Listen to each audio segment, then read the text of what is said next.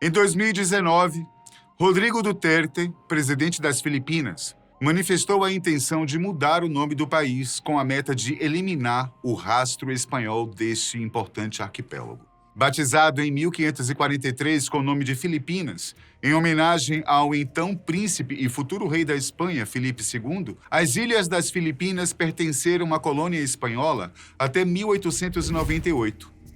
No entanto, não foi a primeira vez que algum dirigente político se manifestou em termos da troca de nomes do país. Pois, conforme noticiado pela agência Europa Press, na época de Ferdinand Marcos, ditador que governou as Filipinas entre 1965 a 86, houve algumas propostas para a troca do nome daquela federação.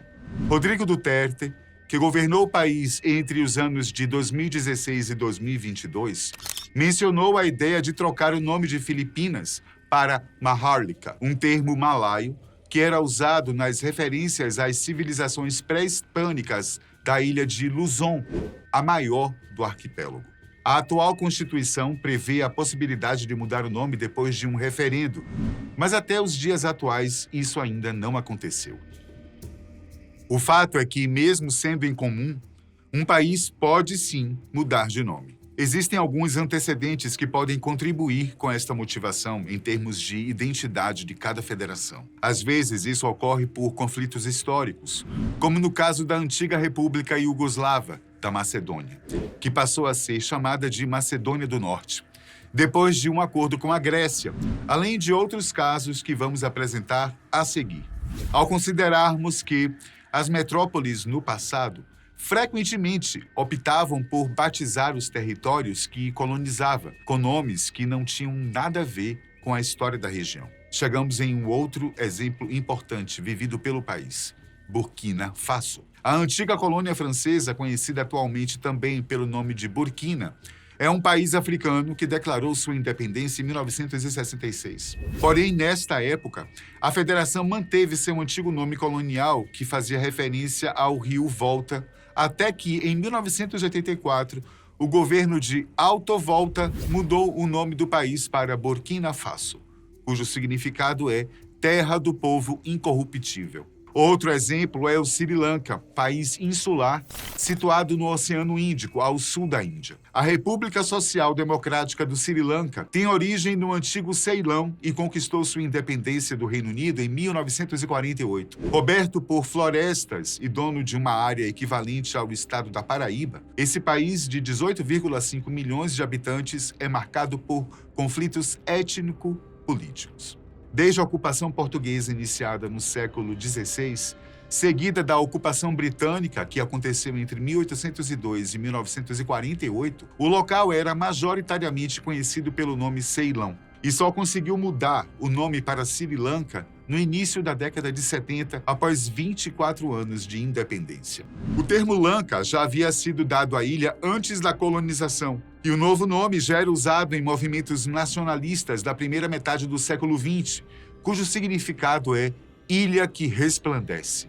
O arquipélago das Filipinas. Localizadas no outro lado do mundo, as Filipinas formam um arquipélago de ilhas próximas do Vietnã, na Malásia e da Indonésia. Suas belezas naturais são um destino de muita gente que viaja para o Japão, mas quer terminar as férias numa praia tropical. No fuso horário, as Filipinas costumam estar 11 horas à frente do Brasil, conforme o horário de Brasília. Ou seja, se aqui são 9 horas da manhã, lá seriam 8 horas da noite. Em 2020, o presidente filipino Rodrigo Duterte cogitou novamente renomear o país para Maharlika, e, nesta ocasião, foram apresentados os significados do novo nome, cuja palavra tem significados como classe guerreira e criado nobremente, refletindo um gesto de homenagem ao passado pré-colonial do país. O professor de História Wensley Rice, da Universidade Normal das Filipinas, disse que esse movimento reflete a admiração de Duterte pelas políticas estatais do país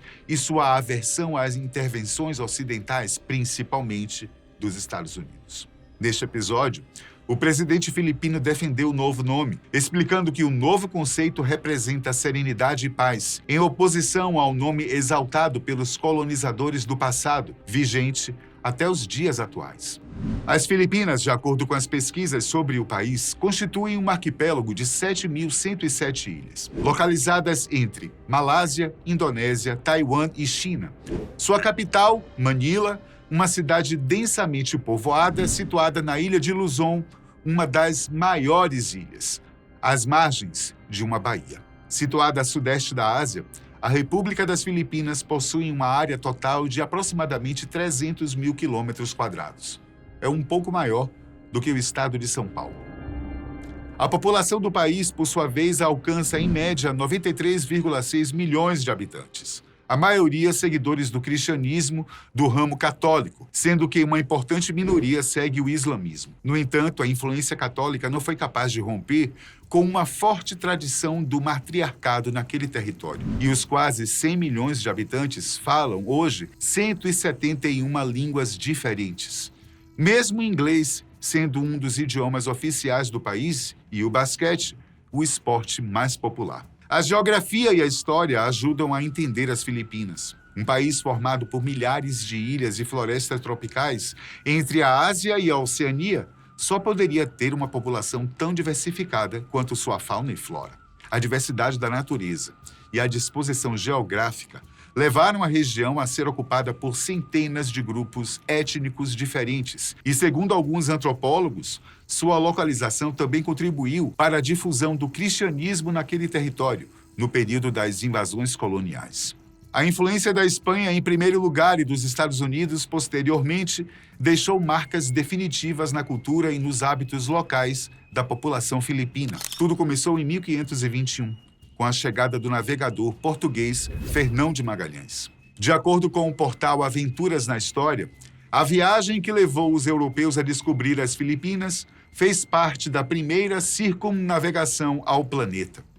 Em uma rota de viagem encomendada pelo governo da Espanha, Fernão de Magalhães procurava por um caminho alternativo para concorrer com os portugueses no comércio de especiarias. Foi então que ele encontrou a ilha de Cebu, no centro do arquipélago.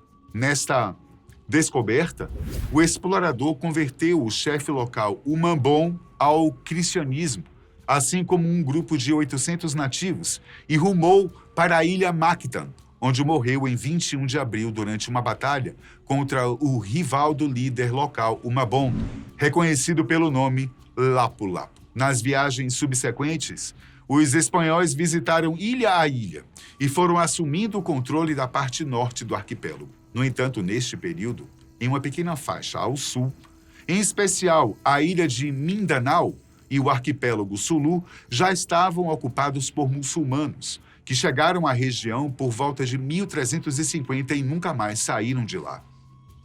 A antropóloga Susan Russell, da Universidade do Norte de Illinois, explica que os colonizadores seguiram a mesma estratégia adotada nas Américas naquela época, durante a colonização, ao convencerem os líderes tribais a adotar o cristianismo, incentivando-os a fazerem grandes concessões à religião local. A antropóloga complementa que o arquipélago das Filipinas tinha se mantido isolado o suficiente para não aderir às grandes religiões asiáticas, como o budismo e o hinduísmo, e que a colonização católica apresentou uma fé universal que englobava os costumes locais e não impedia a crença em espíritos, e sim inseriram adaptações para nomes de santos. Neste sentido, foi por isso que os cristãos foram bem-sucedidos na propagação da doutrina cristã no arquipélago e tão mal recebidos na China ou Japão, que já tinham um sistema de crenças institucionalizado e bem consolidado. Os primeiros habitantes das Filipinas eram chamados de negritos e teriam se instalado há 30 mil anos, vindos de Bornéu e Sumatra, e os malaios vieram em sucessivas ondas da área de Taiwan. Posteriormente, no século IX, chegaram os chineses, e pouco depois, os comerciantes árabes, que introduziram o Islã na região sul do arquipélago de ilhas.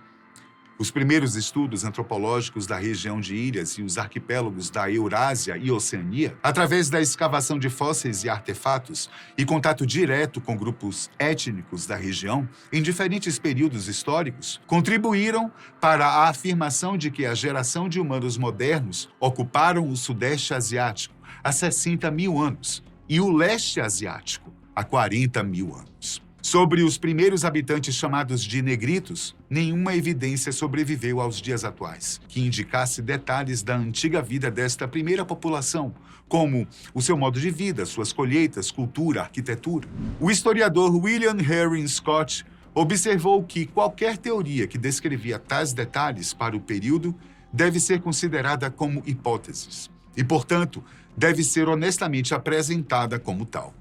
No entanto, algumas escavações arqueológicas têm descoberto outros segredos desta distante região. A primeira atividade dos primeiros hominídeos no arquipélago filipino remonta a pelo menos 709 mil anos atrás. O Homo luzonensis, uma espécie de homem arcaico, esteve presente na ilha de Luzon, uma das maiores das Filipinas, há pelo menos 67 mil anos. E vale ressaltar que o primeiro ser humano anatomicamente moderno conhecido veio das cavernas Tabon, em Palawan, datando de cerca de 47 mil anos. Por volta de 3 mil anos antes de Cristo, os marinheiros austronésios, que constituem a maioria da população atual, também migraram da região de Taiwan para o sul do arquipélago. Essas políticas de migração foram influenciadas pela religião, pela língua, cultura, literatura e filosofia indiana, hindu e budista da Índia. Estes pequenos estados marítimos floresceram a partir do primeiro milênio. Esses reinos negociavam com o que hoje chamamos de China, Índia, Japão, Tailândia, Vietnã e Indonésia. O restante dos assentamentos eram barangais independentes, aliados de um dos maiores estados. Esses pequenos estados se alternavam entre fazer parte ou ser influenciados por impérios asiáticos maiores, como a dinastia Ming, Majapahit e Brunei, ou rebelar-se e travar guerra contra eles. Portanto, embora a história escrita das Ilhas Filipinas seja associada à chegada dos espanhóis naquela região, devemos notar que o país já possuía sua própria história, cultura e literatura antes da chegada dos primeiros colonizadores, influenciados por várias dinastias e impérios asiáticos. Infelizmente, o fervor religioso dos espanhóis levou à destruição dos registros anteriores, resultando em um conhecimento significativamente limitado sobre os tempos pré-coloniais. E apesar de ainda existirem muitas narrativas a serem reveladas, essas descobertas vão depender dos registros de outros países que tiveram conexões com o emblemático arquipélago, além dos estudos arqueológicos e antropológicos, que podem nos surpreender sempre. Não? Graças aos esforços significativos de escavação de cientistas e avanços tecnológicos na arqueologia contemporânea, a sociedade mundial tem ampliado sua visão sobre a importância histórica do país, superando nossas mais altas expectativas a respeito do passado. Em 2018, os pesquisadores da ilha de Luzon, no norte das Filipinas, fizeram uma descoberta emocionante. Eles desenterraram ferramentas de pedra e ossos de um enorme rinoceronte que foram datados de 709 mil anos atrás, uma era muito anterior ao surgimento dos humanos modernos. A escavação do rinoceronte é inegavelmente uma das descobertas mais significativas e importantes, desafiando completamente nossa compreensão da história da migração humana na Ásia. Antes desta revelação, o consenso entre a maioria dos cientistas era que os primeiros humanos modernos chegaram às Filipinas há cerca de 67 mil anos, difundindo sobre um modo de vida desenvolvido pelo Homo erectus e o Homo floresiensis, que povoaram o arquipélago indonésio durante aproximadamente o mesmo período. As impressionantes ferramentas reveladas em maio de 2018 pela revista Nature foram abandonadas numa planície alagada na ilha de Luzon, localizada nas Filipinas, ao lado da carcaça de um rinoceronte identificado pela equipe de arqueólogos. Segundo o grupo de pesquisadores, os indivíduos primitivos fabricantes das ferramentas estavam claramente procurando por uma refeição. 2 ossos dos membros do animal estavam esmagados, como se alguém tivesse tentado pegar o tutano para comer, de acordo com as hipóteses levantadas. Nos vestígios do animal encontrado havia marcas de cortes deixadas pelas lâminas de pedra que cruzavam as costelas e o tornozelo do rinoceronte, um sinal claro de que alguém usou as ferramentas para tirar a carne da carcaça. Mas a idade dos vestígios os torna especialmente significativos.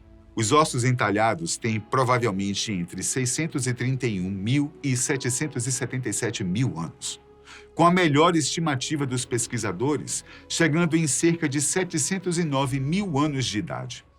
A pesquisa, parcialmente patrocinada pela National Geographic Society, leva a ocupação das Filipinas para uma época anterior à origem da nossa espécie, Homo sapiens.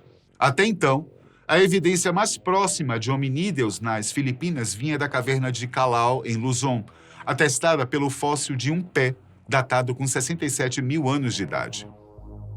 Um país superpovoado com muitos vulcões em atividade e natureza tão exuberante que espécies ignoradas são descobertas todos os anos, com certeza, carrega muito mais mistérios do que a ciência possa imaginar sobre a evolução humana, não é não? Em abril de 2019, o Homo luzonensis, um primo há muito perdido dos humanos modernos, foi identificado a partir dos fósseis encontrados na caverna Callao, localizada na ilha de Luzon. A descoberta introduziu uma complexidade crescente na narrativa da evolução humana, a partir dos estudos sobre o Homo luzonensis. Desafiando a progressão humana da nossa espécie, o fóssil revela uma variedade de formas peculiares ao longo da jornada evolutiva da nossa linhagem ancestral. De acordo com Armand Mijares, coautor do estudo e líder do projeto, arqueólogo da Universidade das Filipinas em Diliman e também bolsista da National Geographic, por muito tempo, as ilhas das Filipinas foram deixadas um pouco de lado. Entretanto, o Homo luzonensis mudou tudo e contribuiu para a ciência ao refutar a ideia ultrapassada de que a linhagem humana progrediu da espécie menos avançada para a mais avançada. A descoberta também levanta a fascinante perspectiva de que parentes humanos primitivos podem ter viajado da África para o Sudeste Asiático, desafiando suposições anteriormente sustentadas sobre suas capacidades de migração. Os restos mortais, que compreendem 3 elementos como dentes, ossos de mãos e pés, juntamente com uma porção de um fêmur, representam pelo menos 3 adultos e indivíduos juvenis com idade estimada de pelo menos 50 mil a 67 mil anos. Eles pertencem a uma linha distinta de hominídeos, separado do Homo sapiens. O Homo luzonensis, de acordo com os estudos arqueológicos, exibe certas semelhanças físicas com os humanos modernos, enquanto outros aspectos remontam a ancestrais antigos, como os australopithecus, um gênero de hominídeo extinto, que existiu entre o Plioceno e o Pleistoceno na África. Notavelmente, os ossos curvos dos dedos das mãos e dos pés implicam que a escalada permaneceu como uma atividade significativa para essa espécie, uma característica compartilhada com alguns australopithecus. A questão intrigante de como o Homo luzonensis adquiriu essa combinação extraordinária de características permanece sem resposta nessa fase. Porém, as pistas de ferramentas de pedra e restos de rinocerontes massacrados, descobertos no arquipélago das Filipinas, posteriormente, sugerem que a presença de humanos antigos em Luzon pode ser datada de mais de 700 mil anos. Outro aspecto intrigante da nova espécie do gênero Homo é que o Homo luzonensis coexistiu com outras espécies de hominídeos durante seu tempo, como o Homo sapiens, o Homo floresiensis, neandertais e denisovanos. No entanto, das 5 espécies, apenas o Homo luzonensis conseguiu sobreviver e prosperar. Essa descoberta lança uma nova luz sobre nossa história evolutiva e levanta questões fascinantes sobre as interações e os destinos desses antigos grupos de hominídeos. Nos vemos no próximo vídeo. Até a próxima.